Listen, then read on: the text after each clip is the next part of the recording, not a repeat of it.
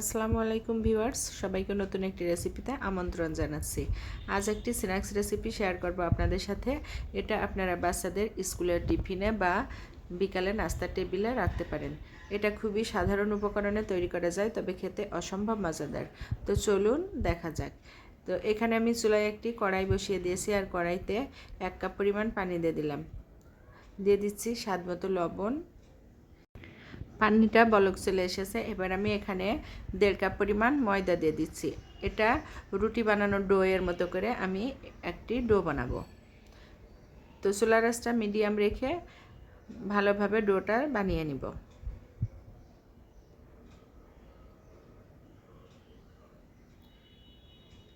তো এটা তৈরি হয়ে গেছে। এবার আমি একটি বাটিতে উঠিয়ে নিব, আর 5 থেকে 7 মিনিট রেখে দেব। 5-7 মিনিট পরে যখন একটু ঠান্ডা হয়েছে, তখন আমি এটা খুব ভালোভাবে মধ্যে নিব হাতের সাহায্যে। আর এই কাজটা কিন্তু ময়দাটা গরম থাকতে থাকতেই করতে হবে, না হলে কিন্তু এটা পরে আর ইজিলি সফট হয় না। তো আমার ময়দাটা বা ডোটা রেডি হয়ে গেছে। এবার আমি এটা একপাশে রেখে দিয়ে পুর তৈরি করব। তো পুর তৈরি করার জন্য চুলায় একটি প্যান বসিয়ে দিয়েছি। প্যানে 3 টেবিল চামচ পরিমাণ সয়াবিন তেল দিয়ে দিলাম। এবার আমি এখানে 1 কাপ পরিমাণ পেঁয়াজ কুচি দিয়ে দিচ্ছি। পেঁয়াজ কুচিটাকে খুব ভালোভাবে নেড়ে চেড়ে নিব। তারপর আমি এখানে বাকি উপকরণগুলো অ্যাড করব। তো দিয়ে দিলাম 1/2 কাপ পরিমাণ গাজর কুচি, দিয়ে দিচ্ছি বাঁধাকপি কুচি, আর এটাও আছে 1/2 কাপ পরিমাণ। একটু নেড়ে চেড়ে নিচ্ছি। আর দিয়ে দিলাম মুরগির বুকের মাংস। এটা আমি সিদ্ধ করে পরে আবার এটা ছোট ছোট টুকরা করে নিয়েছি। তো সেটা দিয়ে দিলাম আমি এখানে 1 কাপ পরিমাণ। দিয়ে দিচ্ছি 1 চা চামচ হলুদের গুঁড়া, 1 চা চামচ পরিমাণ মরিচের গুঁড়া। এখানে আপনারা মরিচের পরিমাণটা বাড়িয়ে বা কমিয়ে নিতে পারেন, যে যতটুকু ঝাল খাবেন সেই অনুপাতে দিতে হবে। দিয়ে দিলাম ভাজা জিরার গুঁড়া 1 চা চামচ পরিমাণ, গরম মশলা গুঁড়া দিয়ে দিলাম 1/2 চা চামচ পরিমাণ।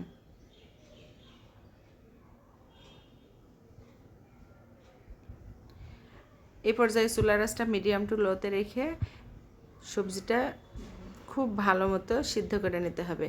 কাবাব মশলা দিয়ে দিলাম 1/2 চা চামচ পরিমাণ।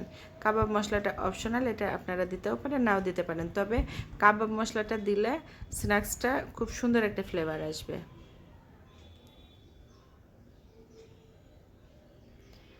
তো আমি 5-7 মিনিট বা তারও একটু বেশি সময় নিয়ে সবজিটা সিদ্ধ করে নিলাম, ভেজে নিলাম। এবার আমি বাকি প্রসেসে চলে যাচ্ছি। তো আমি এখানে দেখতে পাচ্ছেন যে ডোটা বানিয়ে রেখেছিলাম, সেখান থেকে হাতের সাহায্যে ছোট ছোট হাতে প্রথমে তেল মাখিয়ে নিয়েছি। তেল লাগিয়ে নিয়ে ছোট ছোট ডো থেকে বল আকারে তৈরি করেছি।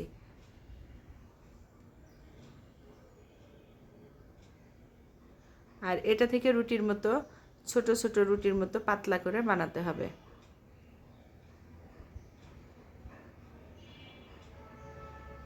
তো আমি একটা বানিয়ে নিলাম, নিয়ে এর মাঝে পুর দিয়ে দিব।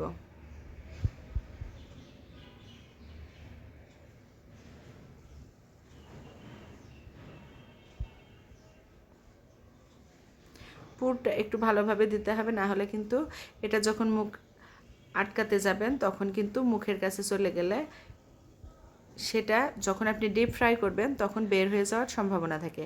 এজন্য পুরটা ভেতরের দিকে চেপে চেপে দিতে হবে।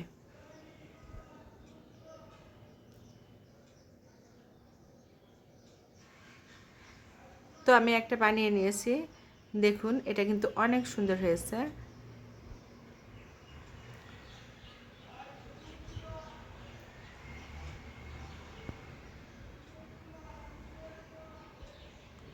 আমি একইভাবে আরও কয়েকটি বানিয়ে নিয়েছি, আর এভাবে আমি সবগুলো বানিয়ে নিব। এটাকে আপনারা ঝালপুলি পিঠাও বলতে পারেন। সবগুলো বানানো হয়ে গেছে, এবার আমি এগুলো ভেজে নেব। তো প্রথমে আমি চুলায় একটি কড়াই বসিয়ে দিয়েছি, কড়াইটাতে পর্যাপ্ত পরিমাণ তেল দিয়ে দিয়েছি। তেলটা গরম হয়ে গিয়েছে, আর এই তেলটা কিন্তু খুব বেশি গরম করা যাবে না, হালকা একটু গরম হলেই এখানে আমি পিঠাগুলো দিয়ে দিব। দিয়ে চুলার আঁচটা একেবারে মিডিয়াম টু লোতে রাখবো, না হলে কিন্তু এটা উপরে পুড়ে যাবে বা গোল্ডেন ব্রাউন কালার এসে যাবে আর ভিতরে কাঁচা থাকবে। তো সেজন্য চুলার আঁচটা মিডিয়াম টু লোতে রেখে সবগুলো পিঠা ভেজে নিতে হবে। এটা কিন্তু উপরে অনেক ক্রিস্পি হবে, খাইতে অনেক সুস্বাদু হবে। তো এক পাশ ভাজা হয়ে গিয়েছে, এবার আমি এগুলা একটি খুন্তির সাহায্যে উল্টে দিচ্ছি। তো দেখুন কালারটা চলে এসেছে, এটা ব্রাউন কালার হয়ে গিয়েছে, ভাজা হয়ে গিয়েছে।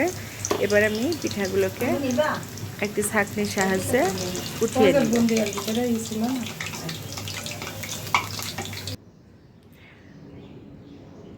তো এই যে আমি সবগুলো পিঠা উঠিয়ে নিয়েছি। এটা কিন্তু উপরে অনেক ক্রিস্পি হবে আর ভিতরে অনেক সফট হবে। এটা কিন্তু অসম্ভব মজাদার একটি পিঠা, আপনারা বাসায় অবশ্যই ট্রাই করবেন। যারা আমার ইউটিউব চ্যানেলটিকে এখনও পর্যন্ত সাবস্ক্রাইব করেননি তারা ইউটিউব চ্যানেলটিকে সাবস্ক্রাইব করবেন, পাশে থাকা বেল বাটনটি ক্লিক করবেন, তাহলে আমি চ্যানেলে নতুন কোনো ভিডিও আপলোড করার সাথে সাথেই নোটিফিকেশন পেয়ে যাবেন। আর যারা এখনও পর্যন্ত আমার ফেসবুক পেজটিকে ফলো করেননি তারা ফেসবুক পেজটিকে ফলো করবেন। আজ এ পর্যন্তই, অন্য দিন অন্য কোনো রেসিপি নিয়ে হাজির হয়ে যাব। সে পর্যন্ত সবাই ভালো থাকবেন, সুস্থ থাকবেন। আল্লাহ হাফেজ।